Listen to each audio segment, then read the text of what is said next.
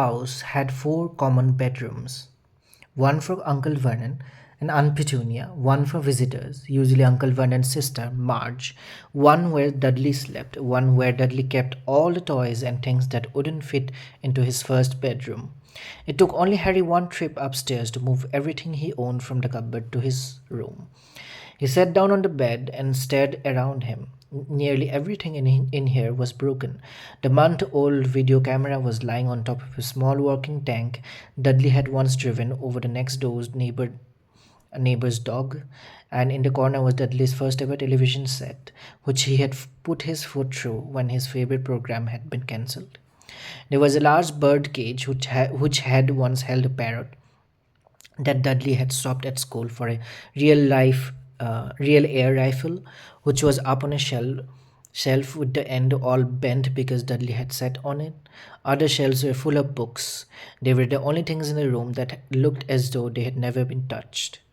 From downstairs came the sound of Dudley bowling at his mother. I don't want him in there. I need that room. Make him get out. Harry sighed and stretched out on the bed. Yesterday he would have given anything to be up here. Today he would rather be back in his cupboard with the letter than up here without it. Next morning at breakfast, everyone was rather quiet. Dudley was in shock. He had screamed, whacked his father with his melting stick, been sick on surprise, kicked his mother, thrown his tortoise through the greenhouse roof, and he still didn't have his room back. Harry was thinking about this time yesterday and bitterly wishing he had opened the letter in the hall. Uncle Vernon and Aunt Petunia kept looking at each other darkly. When the mail arrived, Uncle Vernon, who seemed to be trying to be nice to Harry, made Dudley go and get it. They heard him bang things with his melting stick all the way down the hall. Then he shouted, "There's another one, Mr. H. Potter, the smallest bedroom, number 4, Pivot Drive." With a strangled cry, Uncle Vernon leapt from his seat and ran down the hall, Harry right behind him. Uncle Vernon had to wrestle Dudley to the ground to get the letter from him, which was made difficult by the fact that Harry had grabbed Uncle Vernon around the neck from behind. After a minute of confused fighting, in which everyone got hit a lot by the smelting stick, Uncle Vernon straightened up, gasping for breath, with Harry's letter clutched in his hand. "Go to your cupboard, your bedroom," he wheezed at Harry. "Dudley, go, just go." Harry walked around and round his new room. Someone knew he had moved out of his cupboard, and they seemed to know that he hadn't received his first letter. Surely that meant they would try again. This time he would make sure they didn't fail. He had a plan. The repaired alarm clock rang at 6 o'clock the next morning. Harry turned it off quickly and dressed silently. He mustn't wake the Dursleys. He sat downstairs without turning any of the lights. He was going to wait for the postman on the corner of Drive and get the letters for number 4 first. His heart hammered as he crept across the dark hall toward the front door. Harry leapt into the air. He had trodden on something big and squashy on the doormat, something alive. Lights clicked on upstairs. To his horror, Harry realized that the big, squashy something had been his uncle's face. Uncle Vernon had been lying on the foot of the front door in a sleeping bag, clearly making sure that Harry didn't do exactly what he had been trying to do. He shouted to Harry for about half an hour and then told him to go and make a cup of tea. Harry shuffled miserably off into the kitchen. By the time he had gotten back, the mail had arrived right into Uncle Vernon's lap. Harry could see 3 letters addressed in green ink.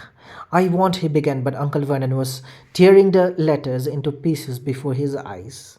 Uncle Vernon didn't go to work that day. He stayed at home and nailed up the mail slot. "See," he explained to Aunt Petunia through a mouthful of nails, if they can't deliver them, they will just give up." "I'm not sure that will work, Vernon." "Oh, these people's minds work in strange ways, Petunia. They're not like you and me." said Uncle Vernon, trying to knock in a nail with the piece of fruit cake Aunt Petunia had just brought him. On Friday, no less than 12 letters arrived for Harry. As they couldn't go through the mail slot, they had been pushed under the door, slotted through the sides, and a few even forced through the small window in the downstairs bathroom. Uncle Vernon stayed at home again. After burning all the letters, he got out a hammer and nails and boarded up the cracks around the front and back doors so no one could go out. He hummed tiptoe through the tulips as he walked and jumped at small noises. On Saturday, things began to get out of hand. 24 letters to Harry found their way into the house, rolled up and hidden inside each of the 2 dozen eggs, and their confused milkman had handed Aunt Petunia through the living room window, while Uncle Vernon made furious telephone calls to the post office and dairy, trying to find someone to complain to. Aunt Petunia shredded the letters in her food processor. Who on earth wants to talk to you this badly? Dudley asked Harry in amazement. On Sunday morning, Uncle Vernon sat down at breakfast table looking tired and rather ill, but happy. No post on Sundays, he reminded them cheerfully as he spread marmalade on his newspapers. No damn letters today. Something came whizzing down the kitchen chimney as he spoke and caught him sharply on the back of his head. Next morning, next moment, 30 or 40 letters came pelting out of the fireplace like bullets. The Dursleys ducked, but Harry leapt into the air, trying to catch one. Out! Out! Uncle Vernon seized Harry around the waist and threw him into the hall. When Aunt Petunia and Dudley had run out with their arms over their faces, Uncle Vernon slammed the door shut. They could hear the letters still streaming into the room, bouncing off the walls and the floor. That does it, said Uncle Vernon, trying to speak calmly but pulling great tufts of his moustache at the same time. I want you all back here in 5 minutes, ready to leave. We're going away. Just pack some clothes, no arguments. He looked so dangerous with half his moustache missing that no one dared to argue. 10 minutes later, they had wrenched their way through the boarded up doors and were in the car speeding through the highway. Dudley was sniffing in the back seat. His father had hit him around the head for holding them up while he tried to pack his television, VCR, and computer in his sports bag. They drove and they drove. Even Aunt Petunia didn't dare ask where they were going. Every now and then, Uncle Vernon would take a sharp turn and drive in the opposite direction for a while. Shake him off, he would mutter whenever he did this. They didn't stop to eat or drink all day. By nightfall, Dudley was howling. He had never had such a bad day in his life. He was hungry. He had missed 5 television programs he wanted to see, and he had never gone so long without blowing up an alien on his computer. Uncle Vernon stopped at last outside a gloomy looking hotel on the outskirts of a big city. Dudley and Harry shared a room with twin beds and damp, musty sheets.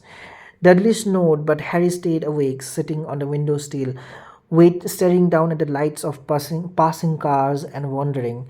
They ate stale cornflakes and cold tinned tomatoes on toast for breakfast the next day. They had finished when the owner of the hotel came over to their table. Excuse me, but is one of you Mr. Harry Potter? Only I got about 100 of these at the front desk. She held up a letter so they could read the green ink address. Mr. H. Potter, room 17, Railview Hotel, Cockwood. Harry made a grab for the letter, but Uncle Vernon knocked his hand out of the way. The woman stared. I'll take them, said Uncle Vernon, standing up quickly and following her from the dining room. Wouldn't it be better just to go home, dear? Aunt Petunia suggested timidly, hours later, but Uncle Vernon didn't seem to hear her.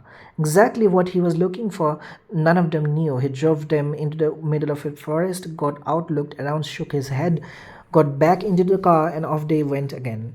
The same thing happened in the middle of the plowed field, halfway across the suspension bridge, and at the top of the multi-level parking garage. Daddy's gone mad, hasn't he? Dudley asked Aunt Petunia, dully late that afternoon. Uncle Vernon had parked at the coast, locked them all inside the car, and disappeared. It started to rain. Great drops beat on the roof of the car. Dudley sniveled. It's Monday, he told his mother. The great Humberto's on tonight. I want to stay somewhere with a television. Monday. This reminded Harry of something. If it was Monday, and he could usually count on Dudley to know the days of the week because television, then tomorrow, Tuesday, because of television, then tomorrow, Tuesday, was Harry's 11th birthday. Of course, his birthdays were never exactly fun. Last year, the Dursleys had given him a coat hanger and a pair of Uncle Vernon's old socks. Still you were 11 every day. Uncle Vernon was back and he was smiling. He was also carrying a long, thin package and didn't answer Aunt Petunia when she asked what he had bought. Found the perfect place, he said. Come on, everyone out. It was cold outside the car. Uncle Vernon was pointing at what looked like a large rock way out at sea. Perched on top of the rock was the most miserable shack you can imagine. One thing was certain, there was no television in there. Storm forecast for tonight, Uncle Vernon said gleefully, clapping his hands together, and this gentleman kindly agreed to lend us his boat. A toothless old man came gambling to them, pointing with a rather wicked grin at an old rowboat bobbing in the iron grey water below them. I've already got us some rations, said Uncle Vernon, so all aboard. It was freezing in the boat. Icy sea spray and rain crept down their necks, and a chilly wind whipped their faces. After what seemed like hours, they reached the rock where Uncle Vernon, slipping and sliding, led the way to the broken down house. The inside was horrible. It smelled strongly of seaweed. The wind whistled through the gaps in the wooden walls, and the fireplace was damp and empty. There were only two rooms. Uncle Vernon's ration turned out to be a bag of chips each and four bananas. He tried to make a fire, but the empty chip bags just smoked and shriveled up. Could do with some of those letters now, eh? He said. He said cheerfully. He was in a very good mood, obviously. He thought nobody stood a chance of reaching them here in a storm to deliver mail. Harry privately agreed, though the thought didn't cheer him at all. As night fell, the promised blew up around them. Spray from the high waves splattered the walls of the hut, and a fierce wind rattled the filthy windows. Aunt Petunia found a few moldy blankets in the second room and made up a bed for Dudley on the moth-eaten sofa. She and Uncle Vernon went off to the lumpy bed next door. Harry was left to find the softest bit of floor he could find and curl up under the thinnest, most ragged blanket. The storm raged more and more ferociously as the night went on. Harry couldn't sleep. He shivered and turned over, trying to get comfortable, his stomach rumbling with hunger. Dudley's snores were drowned by the low rolls of thunder that started near midnight. The lighted dial of Dudley's watch, which was dangling over the edge of the sofa on his fat wrist, told Harry he would be 11 in 10 minutes' time. He lay and watched his birthday tick nearer, wondering if the Dursleys would remember at all, wondering where the letter writer was now. 5 minutes to go. Harry heard something creak outside the window. He hoped the roof wasn't going to fall in, although he might be warmer if it did. 4 minutes to go. Maybe the house in Privet Drive would be so full of letters when they got back that he would be able to steal one somehow. 3 minutes to go. Was that sea slapping hard on the rock? Like that? And 2 minutes to go. What was the funny crunching noise? Was the rock crumbling into the sea? 1 minute to go, and he would be 11. 30 seconds. 20, 10, 9. Maybe he would wake up Dudley. Just to annoy him. 3, 2, 1. Boom! The whole shack shivered, and Harry sat bolt upright, staring at the door. Someone was outside, knocking to come in.